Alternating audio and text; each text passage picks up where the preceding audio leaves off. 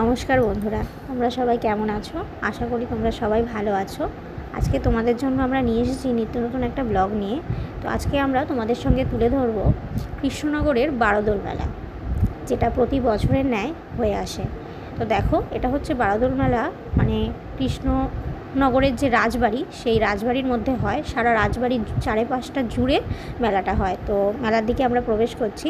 এখানে প্রচুর মানুষ, অনাথ মানুষরা বসে থাকে, যাদেরকে এরকম চাল দেওয়া হয়, যে যার সামর্থ্য মতো চাল ডাল টাকা পয়সা দেয়। তো এরকমভাবে দিতে দিতে আমরা যাচ্ছি এবং দেখো প্রচণ্ড ভিড়। যেহেতু প্রথম 3 দিন এখানে 12টা ঠাকুর রাখা হয়, তার জন্য নাম হয় বারোদোল মেলা, যেটা গোল করে থাকে।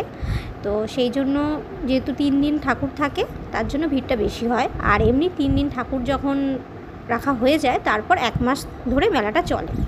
তো প্রথম 3 দিন খুবই ভিড়, তো সেই জন্য ভিড়টা এরকম হচ্ছে। তো দেখো, এই আমরা মেলার ভেতর, মানে রাজবাড়ির যে মেন গেট, সেই মেন গেটে আমরা প্রবেশ করলাম।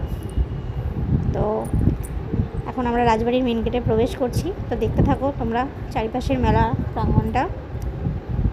আর এই সময় রাজবাড়িটা খুবই সুন্দর করে সুসজ্জিত করা হয় এবং চারিপাশটা, মানে অন্যান্য সময় যেমন রাজবাড়ির অনেক অংশে প্রবেশ করা যায় না বা প্রবেশ করা নিষিদ্ধ থাকে বা বারণ থাকে, কিন্তু এই মেলার সময়টা রাজবাড়ির ভেতরের যে সমস্ত নকশা বা যে সমস্ত ঐতিহ্য রয়েছে, সেগুলোও যেমন দেখা যায়, তেমনি সেগুলো তুলে ধরাও যায় বা ফটো তুলতে সব কিছুতেই অ্যালাউ করে। অন্যান্য সময় সেগুলো হয়তো নিষেধ থাকে।